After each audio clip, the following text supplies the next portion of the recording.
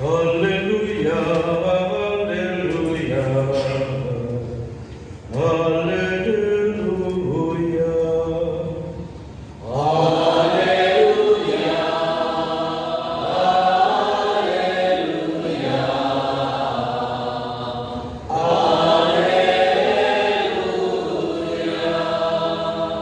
Merekamu yang diberkati Bapa-Ku, terimalah kerajaan yang telah disediakan bagimu sejak dunia dijadikan. Haleluya, haleluya, haleluya. Tuhan bersamamu Dan bersama rohmu, Inilah Injil suci menurut Matius. dimuliakanlah Tuhan. Kita membaca pada halaman 51.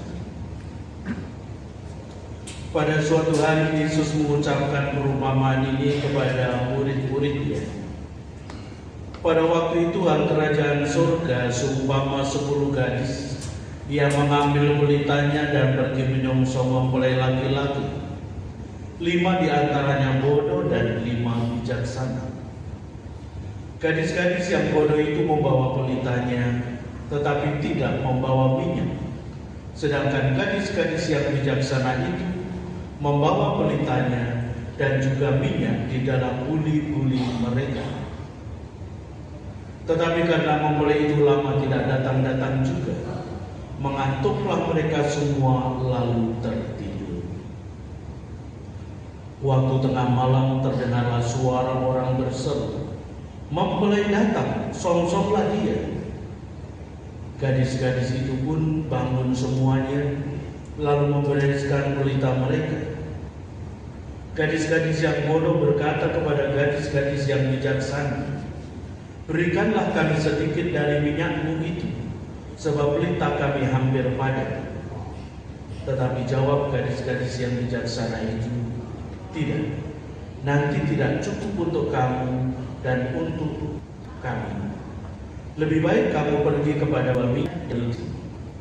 Mereka sedang pergi untuk membayar mempelai itu, dan mereka yang telah siap sedia masuk bersama-sama dengan dia ke ruang perjamuan kawin, lalu pintu ditutup. Kemudian datang juga gadis-gadis yang lain itu dan berkata, "Tuan, Tuan, bukakanlah kami pintu." Tetapi ia menjawab, "Aku berkata kepadamu, sesungguhnya aku tidak mengenal kamu.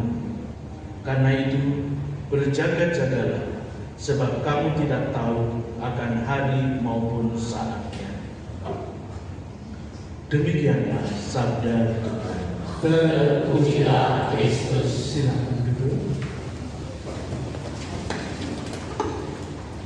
Bapak Ibu, saudara-saudari yang terkasih, dari bacaan Injil yang baru saja kita dengarkan dan kita juga turut membacanya, memberikan suatu gambaran akhir kehidupan manusia, yaitu adalah sukacita dan kebahagiaan. Maka itu digambarkan di dalam sebuah perjamuan perkawinan.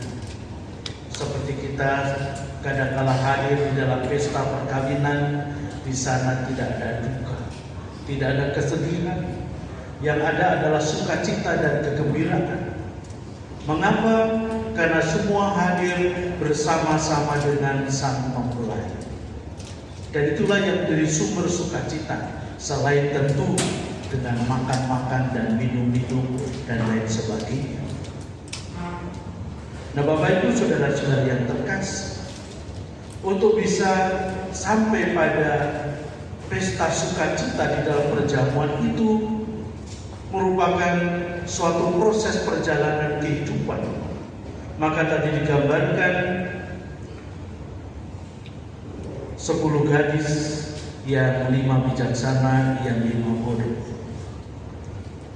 Yang bodoh membawa minyak tapi tidak membawa yang lain lagi.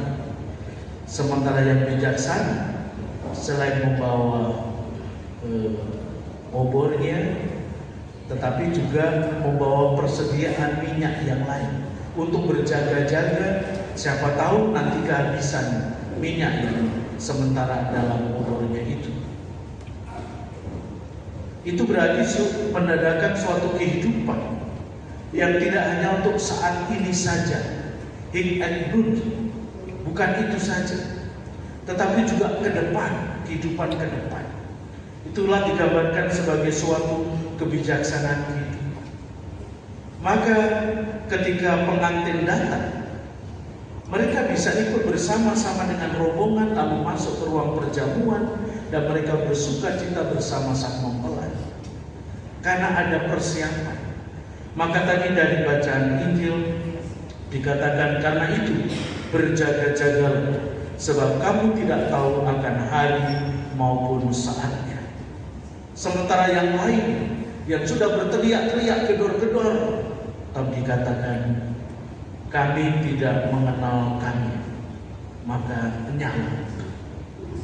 Nah, Bapak Ibu saudara-saudari yang terkasih, tadi dalam bacaan yang pertama juga digambarkan begitu indah oleh Santo Yohanes lewat kitab Wahyu bahwa setiap pribadi manusia itu menulis sejarah kehidupan dan digambarkan atau diungkapkan sebagai kitab kehidupan. Maka sejak kita lahir yang boleh tak berdaya, kitab kehidupan itu sudah mulai tertulis. Tentu ketika kita masih kanak-kanak, ya sudah semua masih bersih, masih putih.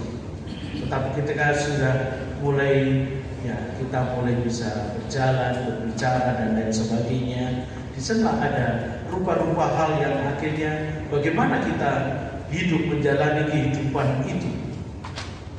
Dan itu gambaran 5 gadis bijaksana dan 5 gadis bodoh bisa sangat mewarnai kitab kehidupan kita.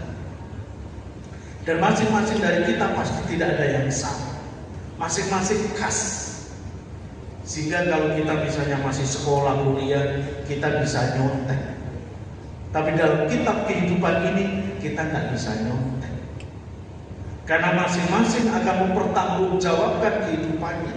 Dan digambarkan bahwa masing-masing akan dihakimi menurut perbuatannya. Jadi semua sudah tertulis di sana. Nah, Bapak Ibu saudara-saudari yang terkasih, pada pagi hari ini kita bersama-sama mengungkapkan rasa kasih kita, hormat kita kepada Mama Rumah kita, Ibu Margareta Trisna. Beliau telah membuat kitab kehidupan selama 91 tahun. Tentu kitabnya tebal, kita bayangkan sangat tebal dibandingkan kita misalnya masih umur, siapa termuda di antara kita. Jadi masing-masing ketebalannya sesuai umur kita masing-masing. Nah, kita bisa melihat ini kitab kita ini warnanya apa? Banyak birunya, banyak hitamnya, banyak merahnya, dan lain sebagainya. Kita masing-masing memberikan warna di dalam kitab kehidupan. Begitu pula mama kita, oma kita, saudari kita, Ibu Margareta Trisna. Beliau telah menulis banyak kitab kehidupan. Dan tentu yang sungguh bisa merasakan adalah kita, orang-orang yang mencintai anak-anak, menantu, cucu-cucu, cicit, ya semua mengalami bagaimana beliau sebagai seorang ibu, saya yakin dan percaya, berusaha untuk memberikan yang terbaik untuk keluarganya.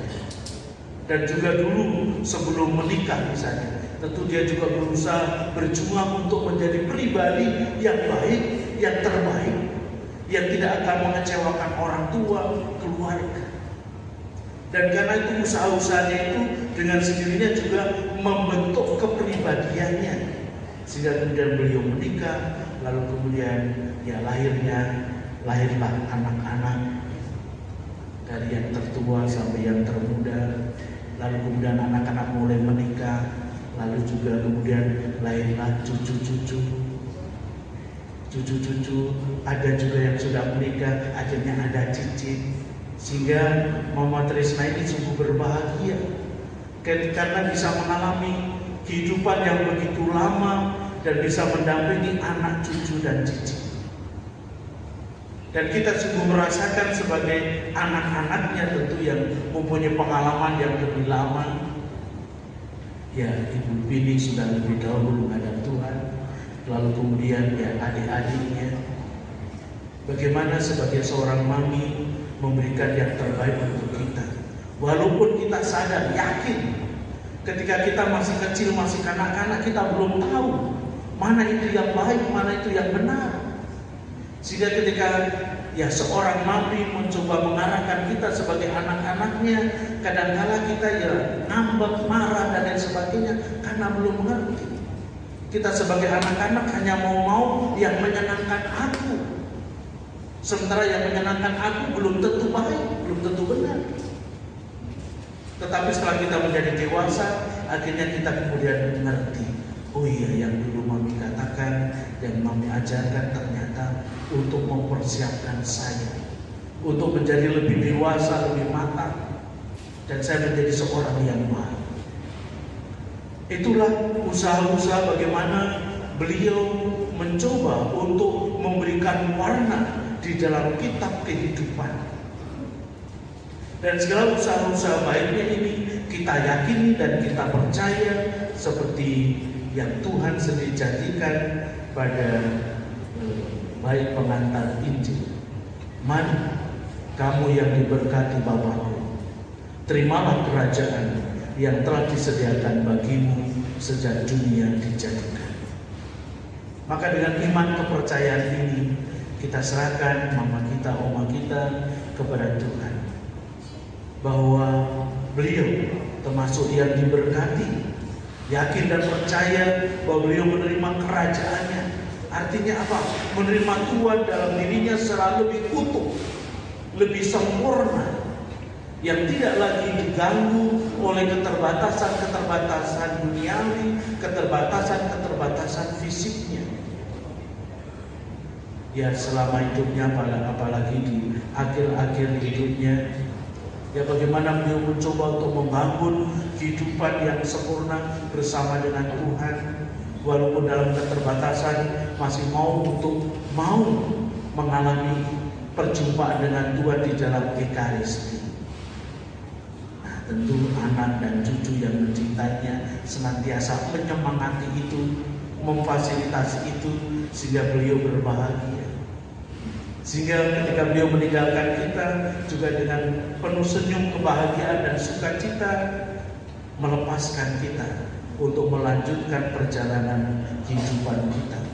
Sementara kita walaupun berpisah itu sesuatu yang menyedihkan, tetapi kita juga diajak untuk melepaskan beliau, untuk memulai kehidupan baru yang tidak lagi dibatasi oleh ruang dan waktu, dibatasi oleh keterbatasan fisiknya.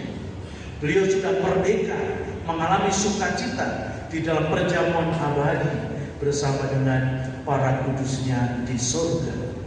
Dan kiranya segala teladan hidupnya, ajaran-ajarannya itu bisa menjadi warisan bagi kita sebagai satu keluarga yang bisa kita pelihara, bahkan bisa kita kembangkan lebih lanjut di dalam perjalanan kehidupan kita selanjutnya.